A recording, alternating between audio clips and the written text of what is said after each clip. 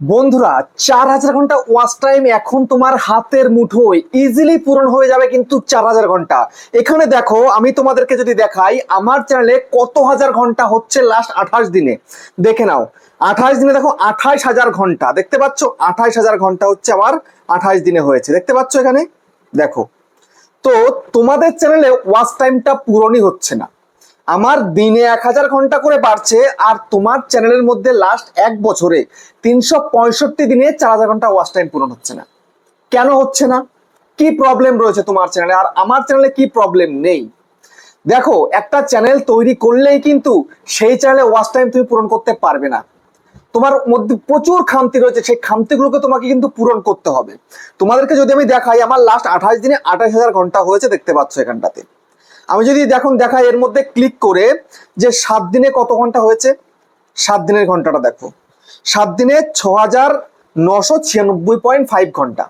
তার মানে প্রায় কিন্তু এক এক দিনে কিন্তু 1000 ঘন্টা করে আমার হচ্ছে অ্যাপ্রক্স। দেখতে পাচ্ছ এখানটাতে, এই যে দেখতে পাচ্ছ। যদি এখন তোমাদেরকে ডে ওয়াইজ বলি, দেখো 1109 ঘন্টা 27শে আগস্ট। তারপরে দেখো 26 তারিখে 1091 ঘন্টা, 25 তারিখে 1192 ঘন্টা, 24 তারিখে 973.8 ঘন্টা। তারপর দেখো 23 তারিখে 1042 ঘন্টা। তারপরে এখানে দেখো 22 তারিখে 777 ঘন্টা। তারপরে এখানে দেখো 810 ঘন্টা 21 তারিখে। এই লাস্ট 7 দিনে আমার কত ঘন্টা হয়েছে? 6,996.5 ঘন্টা। কেন হলো? কেন হলো? হলো এই কারণে, অবভিয়াসলি আমার ভিডিওতে ভিউজ আসছে, সেই জন্য কিন্তু আমার চ্যানেলে এরকম ওয়াচ টাইম বাড়ছে। ঠিক আছে, বাট তোমার চ্যানেলে ওয়াচ টাইম বাড়ে না, এবার বাড়বে। তোমরা একটা ভিডিও থেকে পূরণ করতে পারবে কিন্তু 4000 ঘন্টা ওয়াচ টাইম, মাত্র একটা ভিডিও থেকে। একদম কোনো সমস্যাই হবে না তোমাদেরকে, সেটাও আমি তোমাদেরকে দেখিয়ে দিচ্ছি। দেখো এখানটাতে আমি একটা ভিডিও বের করব, একটা দুটো কেন, প্রচুর ভিডিও তোমাদেরকে দেখিয়ে দিতে পারি। আমি বেশি ভিউজ নেব না। দেখো এখান থেকে আমি যদি তোমাদেরকে দেখাই, কত ঘন্টা দেখাই, দেখো ধরো তোমাদেরকে আমি এই ভিডিওটা দেখাই, 59,000 ভিউজ হয়েছে। এতে কত ঘন্টা পেয়েছে একটু দেখে নাও। দেখো ক্লিক করলাম, দেখো 3000 ঘন্টা হয়ে গেছে মাত্র 59,778 ভিউসে। 60,000 ভিউজ প্রায় হচ্ছে, তাতেই 3000 ঘন্টা প্লাস আমার কিন্তু হয়ে গেছে। বুঝতে পারলে? তারপরে দেখো আরো দেখাই কত ঘন্টা। দেখো এই যে একটা 82,000 ভিউজ হয়েছে ভিডিওতে, কত ঘন্টা ওয়াচ টাইম পেয়েছি? 5,000 ঘন্টা। 5,000, দেখো 5,000 ঘন্টা একটা ভিডিও থেকে ওয়াচ টাইম আসছে। বাট তোমাদের তো আসছে না। আসছে কি? তোমাদের আসছে না, আসবে। আজকের ভিডিওটা কন্টিনিউ দেখলে, শেষ পর্যন্ত দেখলে তোমরা একদিনে পূরণ করতে পারবে। একদিনে, নতুন চ্যানেল হোক বা পুরনো চ্যানেল হোক, তোমরা 2 বছর ধরে পাচ্ছ তো ওয়াচ টাইম পূরণ করতে, একদিনে পূরণ হয়ে যাবে ওয়াচ টাইম, আমি গ্যারান্টি দেবো তোমাদেরকে।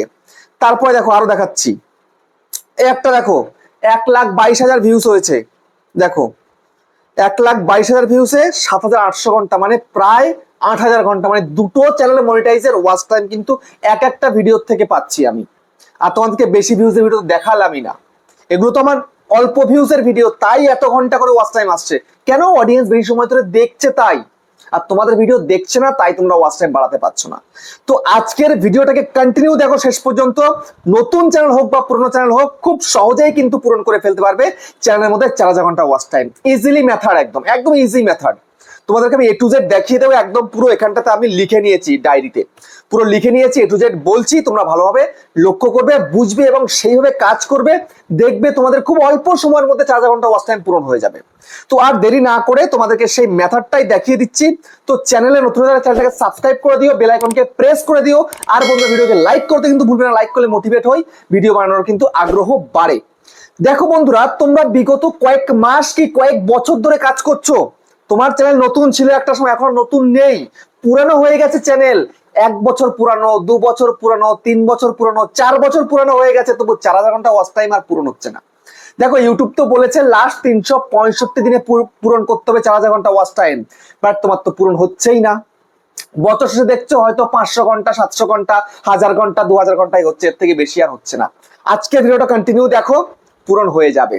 আর তোমরা যারা একদম নতুন রয়েছো, নতুনদের জন্য আমি একদম পুরো সম্পূর্ণ লিখে নিয়েছি পরিষ্কার ভাবে, কি কি করতে হবে, আমি কি কি করে আমার চ্যানেলের মধ্যে ওয়াচ টাইমটা বাড়িয়েছিলাম, সমস্ত মেথড তোমরা কিন্তু জানতে পারবে।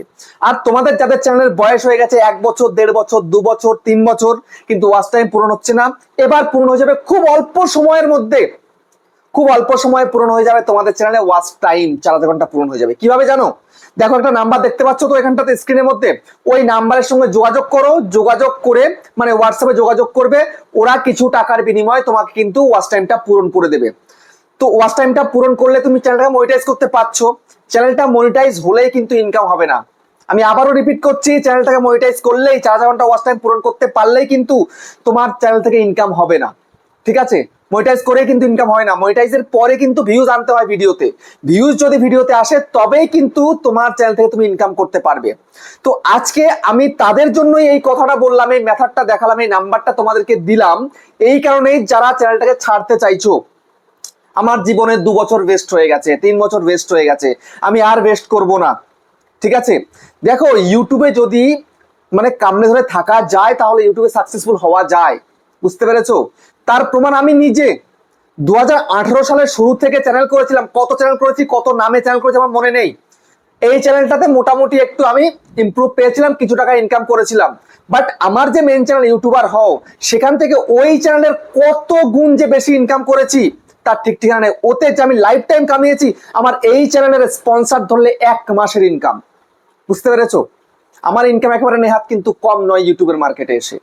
স্পন্সর কিন্তু আমি যে আর্নিংটা পাচ্ছি অ্যাডসেন্সের, তার থেকে কয়েক গুণ বেশি স্পন্সরের আর্নিং। বুঝতে পারছো?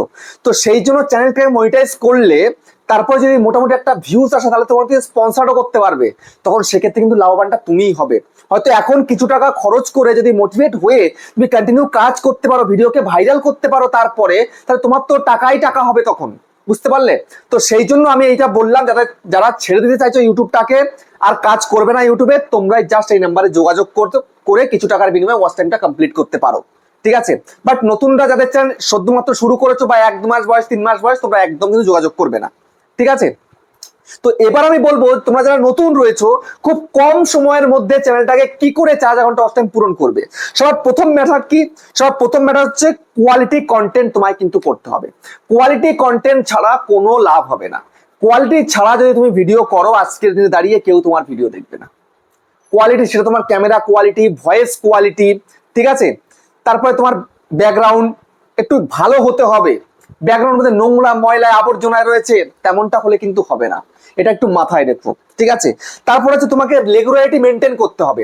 তোমাকে রেগুলার আসতে হবে। আমি দেখো রেগুলার রয়েছি, আমি কি পারি না 1 দিন, 2 দিন, 3 দিন, 7 দিন বন্ধ করতে? করি কি? আমি করি না। আমি জানি আমি যদি এই সময় রেগুলারিটি মেনটেন না করি, আমার জায়গাটা অন্য কেউ নিয়ে নেবে।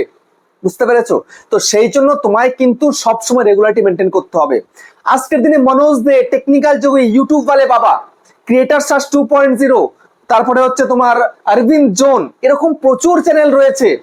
তারপরে যে মহাত্মাজি টেকনিক্যাল, যে উই মেক ক্রিয়েটার, তারা যদি প্রতিদিন করতে পারে, তাহলে আমরা কেন করতে পারবো না? তাদের তো ইনকাম কত কত টাকা, প্রতি মাসে 8 লাখ, 10 লাখ, 15 লাখ, 20 লাখ করে ইনকাম করছে। ওরা কি পারে না ছুটি করতে?